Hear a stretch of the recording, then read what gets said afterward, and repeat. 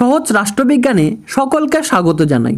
আজকে আমরা জানব মার্ক্সীয় রাষ্ট্র সম্পর্কিত তত্ত্ব সম্পর্কে।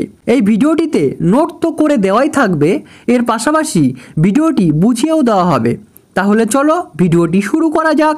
সবার প্রথমে আমাদের জানতে হবে মার্ক্সীয় রাষ্ট্র সম্পর্কিত তত্ত্বটির উৎস সম্পর্কে, অর্থাৎ কোন কোন বইতে মার্ক্সীয় রাষ্ট্রতত্ত্ব বর্ণনা রয়েছে তা আমরা এখন জানব। কার্ল মার্ক্সের লেখা the 18th Brumaire of Louis Bonaparte, the civil war in France 1871, critique of the Gotha programme প্রভৃতি বইতে রাষ্ট্র সম্পর্কে আলোচনা রয়েছে। এর পাশাপাশি ফ্রেডরিক এঙ্গেলসের লেখা anti during 1877, the origin of the family, private property and the state 1884 প্রভৃতি বইতে রাষ্ট্র সম্পর্কে আলোচনা রয়েছে। আবার কার্ল মার্ক্স এবং ফ্রেডরিক এঙ্গেলস দুজনের লেখা কমিউনিস্ট ম্যানিফেস্টোতে রাষ্ট্র সম্পর্কিত আলোচনা রয়েছে।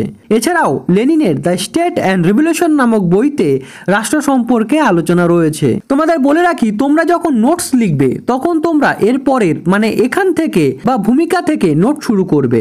রাষ্ট্রের উৎপত্তি সংক্রান্ত যতগুলি তত্ত্ব প্রচলিত আছে তার মধ্যে উল্লেখযোগ্য তত্ত্ব হল মার্ক্সীয় তত্ত্ব। মার্ক্স এবং তার সহযোগী এঙ্গেলসের লেখা কমিউনিস্ট ম্যানিফেস্টো, এঙ্গেলসের লেখা the origin of the family, private property and the state ইত্যাদি গ্রন্থে মার্ক্সের রাষ্ট্রদর্শন লিপিবদ্ধ রয়েছে। এই তত্ত্বের গুরুত্বপূর্ণ প্রবক্তারা হলেন Karl Marx, Friedrich Engels, Vladimir Lenin প্রমুখ। এবার আমরা পয়েন্ট করে করে লিখব। প্রথম পয়েন্ট, রাষ্ট্রের উৎপত্তি। রাষ্ট্রের উৎপত্তি সম্পর্কে মার্ক্সবাদীদের বক্তব্য হলো সমাজ জীবনের শুরু থেকেই রাষ্ট্রের উৎপত্তি হয়নি বা আকস্মিকভাবেও রাষ্ট্রের সৃষ্টি হয়নি। সমাজের অর্থনৈতিক বিবর্তনের এক বিশেষ পর্যায়ে সমাজ যখন বিত্তবান এবং বিত্তহীন এই দুই পরস্পর বিরোধী শ্রেণীতে বিভক্ত হয়ে পড়ে তখন ওই দুই শ্রেণীর মধ্যে দ্বন্দ্ব শুরু হয়। এখানে বিত্তবান শ্রেণী বিত্তহীন শ্রেণীকে শোষণ করে। বিত্তহীন শ্রেণীর দ্বন্দ্বকে নিয়ন্ত্রণে রাখার জন্য ও বিত্তবান শ্রেণীর শোষণকে অব্যাহত রাখার জন্য রাষ্ট্রের উদ্ভব ঘটে। অর্থাৎ এর মানে কি ভালোভাবে বুঝে নাও। সমাজ বিবর্তনের এক বিশেষ পর্যায়ে দুটি শ্রেণীর জন্ম হয়, একটি হলো বিত্তবান শ্রেণী এবং অন্যটি হলো বিত্তহীন শ্রেণী। এবার এই দুটি শ্রেণীর জন্ম কি করে হলো?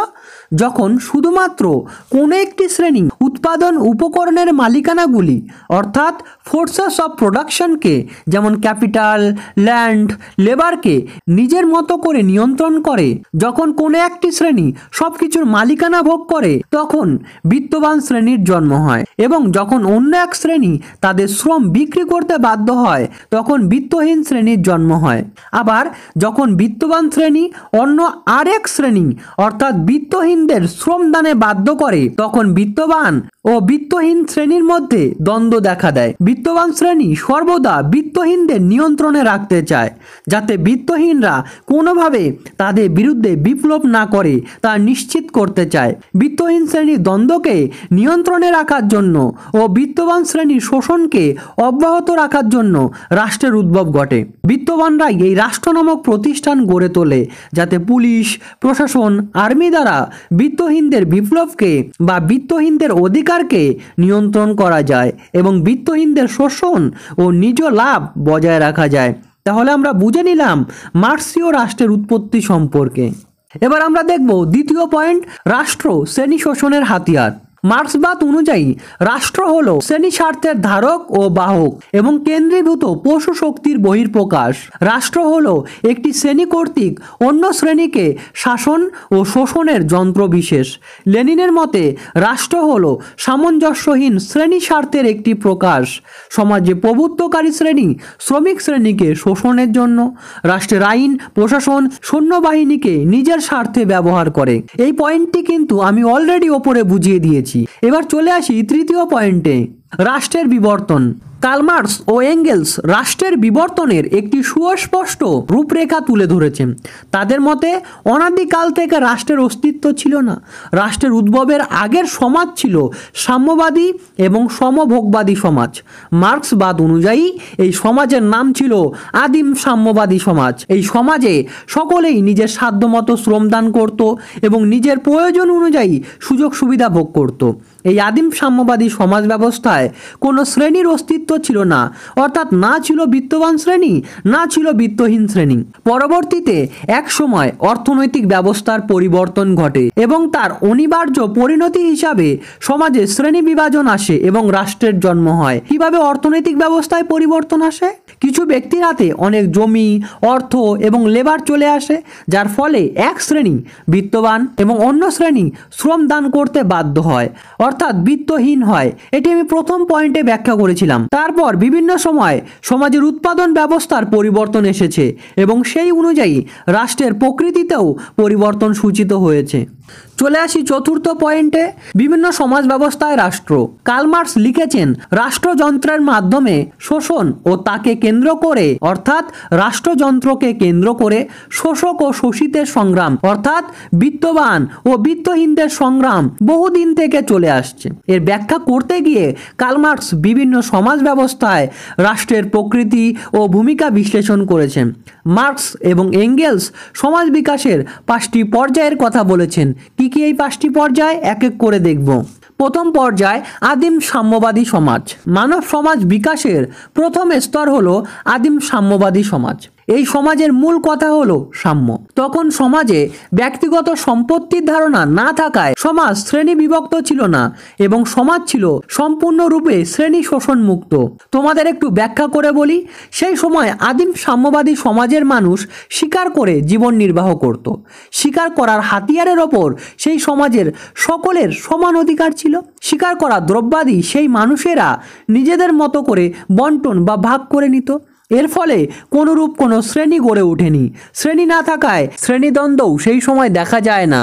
এর ফলে কোনো রাষ্ট্র ব্যবস্থাও সেই সময় গড়ে ওঠেনি। চলো দেখে নেই এর পরের সমাজটি, দাস সমাজ।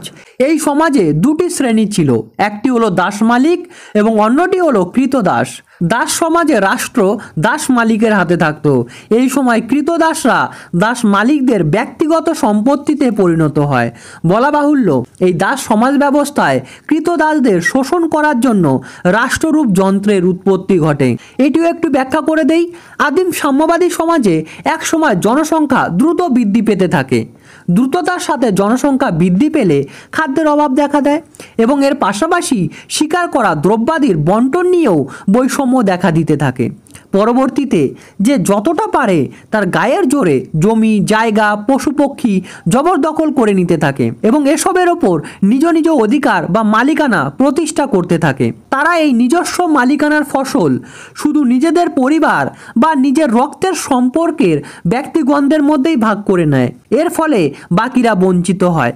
তাহলে আমরা আদিম সাম্যবাদী সমাজে পরবর্তীতে সম্পত্তির চেতনা তৈরি হতে দেখছি। এই সম্পত্তির চেতনা ও সম্পত্তির লোভ সমাজে দুটি বিরোধী শ্রেণীর উদ্ভব ঘটায়। একটি সম্পত্তিবান এবং অন্যটি সম্পত্তিহীন শ্রেণী। সম্পত্তিবান সকল ব্যক্তিরা দুর্বল ব্যক্তিদের পরাস্ত করে দাসে পরিণত করে। এই দাস মানুষেরা তার মালিকের কাছে দুমুঠো খেয়ে বেঁচে থাকার জন্য দাসত্ব গ্রহণ করতে বাধ্য থাকে। জন্ম নেয় দুটি শ্রেণী, এক দাস মালিক এবং অন্যটি দাস। দাস মালিকরা তাদের এই শোষণকে পাকাপোক্ত করে তোলার জন্য এক শক্তিশালী সংগঠনের সাহায্য নেয়, যার নাম রাষ্ট্র। এই রাষ্ট্রের শক্তি যথা পুলিশ, সেনাবাহিনী, আদালত ইত্যাদিকে কাজে লাগিয়েই দাস মালিক দাসদের শাসন ও শোষণ করত।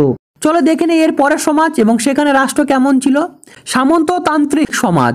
এই সমাজ বিভক্ত ছিল সামন্ত প্রভু ও ভূমিদাস এই দুই পরস্পর বিরোধী শ্রেণীতে। সামন্ততান্ত্রিক সমাজে রাষ্ট্র ছিল সামন্ত প্রভু কর্তৃক ভূমিদাসদের নির্যাতন ও নিপীড়নের যন্ত্র। অর্থাৎ এখানে দুটি শ্রেণী ছিল, একটি হলো ভূমিদাস এবং অন্যটি হলো সামন্ত প্রভু। এই সমাজে কৃষিকাজ মানুষদের প্রধান জীবিকা ছিল। সমাজের অপেক্ষাকৃত ক্ষমতাশালী ব্যক্তিগণ জমির মালিকানা দখল করে জমির মালিকে অর্থাৎ সামন্ত প্রভুতে পরিণত হয়। অন্যদিকে এই সামন্ত প্রভুরা সমাজের দুর্বল শ্রেণীর মানুষদের নিজের জমিতে কৃষিকাজের জন্য নিযুক্ত করে। তারা পরিচিত হয় ভূমিদাস নামে। সামন্ততান্ত্রিক সমাজে কৃষকগণ দাস সমাজের দাসদের তুলনায় কিছুটা স্বাধীন ছিল। তাদের নিজেদের ঘর, সরঞ্জাম, এমনকি কোনো কোনো ক্ষেত্রে কিছু জমিও ছিল। উৎপন্ন সামগ্রীর ওপর কৃষকদের আংশিক অধিকার স্বীকৃত ছিল, কিন্তু কৃষকগণ স্বাধীন ব্যক্তি ছিল না। সামন্ত প্রভুরা ভূমিদাসদের চুক্তির ভিত্তিতে যে সামান্য জমি দিত, সেখানে নির্দিষ্ট কয়েকদিন কাজ করার পর বাকি সময় ভূমিদাসদের সামন্ত প্রভুদের জমিতেই কাজ করতে হতো। ভূমিদাসদের ওপর আধিপত্য বজায় রাখা এবং শোষণ কায়েম করার এক যন্ত্র হিসাবে সামন্ত প্রভুরা রাষ্ট্রকে ব্যবহার করেছিল। চলো দেখে নেই পরের সমাজ ব্যবস্থা পুঁজিবাদী রাষ্ট্র সম্পর্কে। পুঁজিবাদী রাষ্ট্রে রাষ্ট্রযন্ত্র লিপ্ত থাকতো মালিক শ্রেণী কর্তৃক শ্রমিক শ্রেণীর দমনপীড়ন এবং শোষণের কাজে। একটু ব্যাখ্যা করে বলি।